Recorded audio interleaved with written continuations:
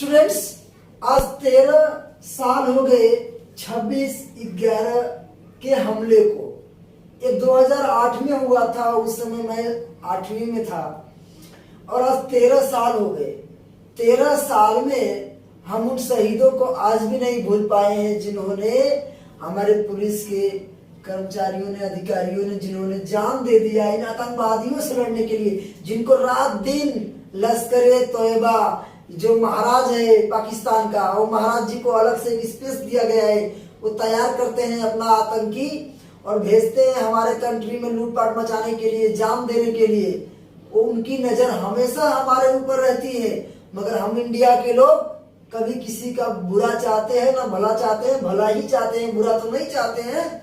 और हमको किसी का 1 इंच जमीन नहीं चाहिए। और उनको हमेशा लालच रहती है, और लालच बस कभी आतंकवादी भेजेंगे, कभी बम फोड़ेंगे, कभी कुछ करेंगे। तो छोड़िए वो बातें, हम 26/11 पे आ जाते हैं। तो 26/11/2008 को जब ये हमला हुआ तो लश्कर तोयबा के आतंकवादी जो पाकिस्तान में उसका संगठन चलता है, उसने क्या किया, अपने 10 या 11 ऐसे आतंकवादियों को उसने मुंबई में हमला के लिए भेजा था। समुद्र के रास्ते से भेजा था। और आज उसको 13 साल कंप्लीट हो चुके हैं। 13 साल कंप्लीट हो गया है। मगर आप लोग छोटे रहे हो गए स्टूडेंट्स, लेकिन हम उस समय 8वीं में थे, तो 8 5 13 हमारी 13-14 साल उम्र रही होगी। और आज भी अगर हम सोचते हैं उस हमले के बारे में तो दहल जाता है हमारा जीव। इतना दहल जाता है कि ताज होटल जो था, ताज होटल के ऊपर जो गुंबज लगे हैं उनमें इस तरह से बम फेंकते थे और इस तरह से मतलब बंदूकें चलती थी कि ऐसा लगता था कि अब वो लोग मारते मारते पूरा यहाँ तक आ जाएंगे। और यहाँ आजू बाजू के लोग भी बोलते थे लगता है मुंबई अब गई, क्योंकि वो ट्रेनिंग जो पूरे फुल थे और उनको किसको भी बस देख रहे थे, बस मारे जा रहे थे। ताज होटल में निर्दोष लोग 9 बजे रात को खाना खाने बैठे थे और उन निहत्थे लोगों पे जिसके हाथ में थाली थी और खाना था, उनपे उन्होंने ताज होटल में जो है हमला करने का काम किया। इतना गंदा घटिया काम किया लश्कर तोयबा के आतंकवादियों ने। अब समझ लीजिए, इस ताज होटल को बताते हैं कि 105 साल पुराना है, ओल्ड है। 105 साल पुराना होटल है हमारा ताज होटल। और फेमस किस लिए है? फेमस इसलिए है क्योंकि ये जो है समुद्र के किनारे है। वहां पे आते हैं हमारे विदेशी फॉरेनर लोग और बड़े बड़े पैसे वाले लोग आते हैं और वहां पे रहते हैं। उसके टैक्स से मुंबई को भी फायदा होता है, यहाँ की गवर्नमेंट को, सबको फायदा होता है। बाहर के लोग आते हैं तो यहाँ पे हमला, ताज होटल में हमला उसके लोगों ने किया। और ताज होटल 105 साल जुना है, पुराना है।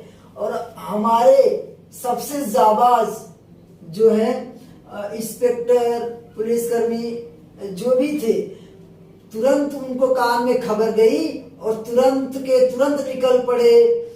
हमारे एटीएस के प्रमुख थे हेमंत करकरे साहब, उन्होंने अपनी टीम को लेकर और उनके नीचे जितने भी थे सब निकल पड़े और ताज होटल में आतंकवादियों से लड़ने के लिए। उन्होंने ये नहीं सोचा कि हमको इतनी ट्रेनिंग नहीं दी गई है, कैसा क्या है कैसा नहीं है। और इस तरह से ताज होटल को धुआं करके इस तरह से उड़ाया जा रहा था कि हम लोगों को, तो मैं ये स्टोरी आपको नहीं सुना रहा हूँ, ये देखी हुई बातें हैं, हमने टीवी में देखी है। मीडिया वालों को कितना भी लोग भगाते थे तो भी मीडिया वाले लेके भागते थे और टीवी को कोई छोड़ना चाहता नहीं था कि कहाँ तक क्या ऑपरेशन पहुंचा है। तो ताज होटल का ये हाल हुआ और उसमें काफी लोगों को, ज्यादातर फॉरेनर लोगों को और उनको लोगों को मारा गया। और ये सब जो है हमारे पड़ोसी मुल्क के गंदे लोगों की गंदी नीयत तब भी थी। स्टूडेंट्स, उसके बाद आतंकवादियों का दूसरा निशाना रहा हमारा ओबराय होटल। ओबराय होटल और ताज होटल दोनों बगल बगल में ही समुद्र के किनारे हैं। और ओबराय में ज्यादा पैसे वाले फॉरेनर लोग, व्यापारी लोग आके अपनी मीटिंग्स करते हैं और ज्यादा से ज्यादा वहां पे विदेशियों का ही आना जाना होता है। तो ये हमारा होटल जो दूसरा सितारा होटल था, 5 स्टार में से पहला हमारा ओबराय हो गया, ताज हो गया, दूसरा ओबराय हो गया। दूसरा ओबराय हमारा जो था, इसमें भी आतंकवादियों ने बहुत ही ज्यादा निर्दोष फॉरेनर लोगों को और जो भी उसमें थे निहत्थे लोगों को ऊपर बहुत ही ज्यादा वार किया।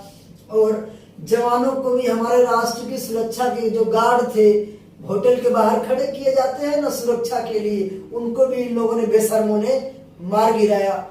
लश्कर तोयबा के भेजे गए पाकिस्तानी आतंकवादी लोगों ने। तो इतनी सी कहानी इसकी भी है, ओबराय होटल की भी। अब स्टूडेंट्स, बात आती है इसमें कामा हॉस्पिटल। जो कामा हॉस्पिटल है हमारे मुंबई में, ये एक चैरिटेबल ट्रस्ट का हॉस्पिटल है। इसे एक व्यापारी ने बनाया था 1880 में। 1880 में इसका निर्माण किया गया था। जो चैरिटेबल ट्रस्टेड है, मतलब ट्रस्ट का, वहां पे गरीब लोग कम खर्चे में जाके अपना इलाज करवाते हैं। अब यहाँ पे भी लश्कर तोयबा के आतंकवादी लोगों ने यहाँ पे भी हमला हॉस्पिटल तक को नहीं छोड़ा।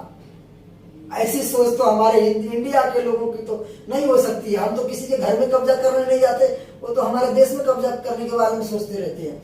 तो 1880 में एक कामा हॉस्पिटल बनाया गया था, एक व्यापारी के द्वारा बनाया गया था।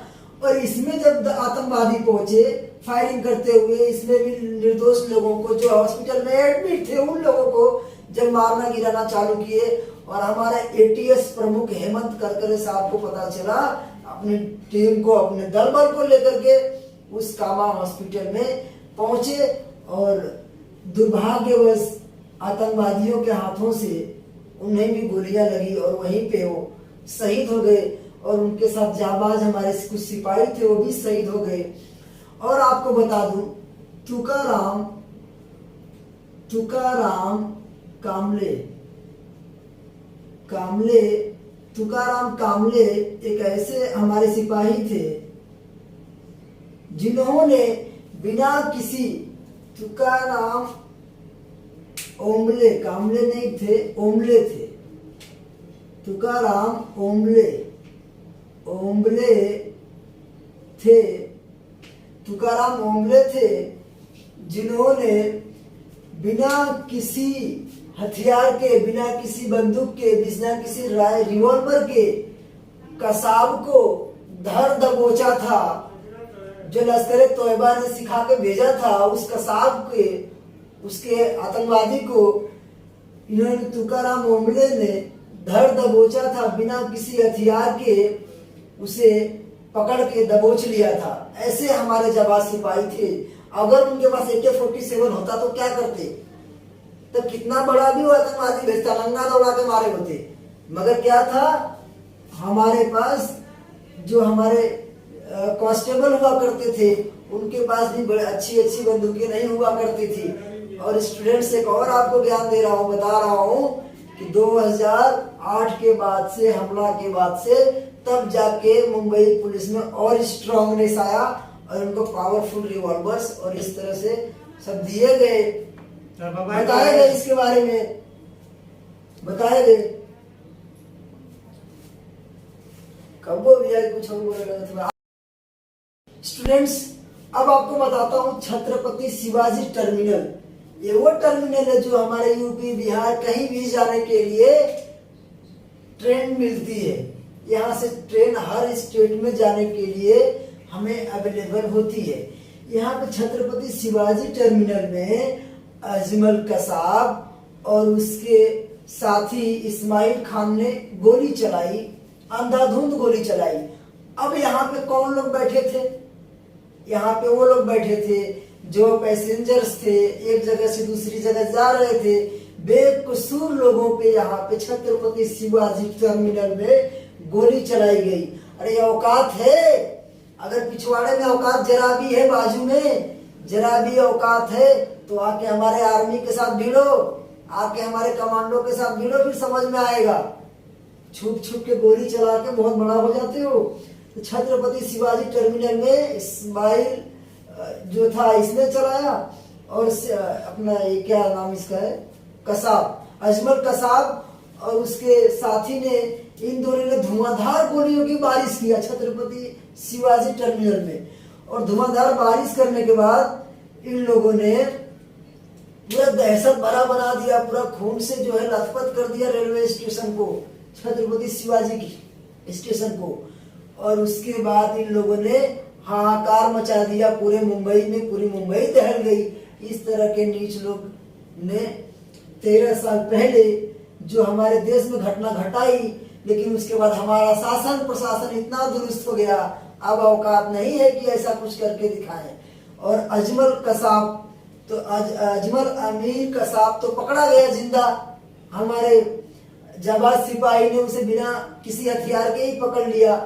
और इस्माइल खान ने जो छत्रपति शिवाजी में सबसे ज्यादा गोली चलाई थी, उसे मार गिराया गया। बताया गया कि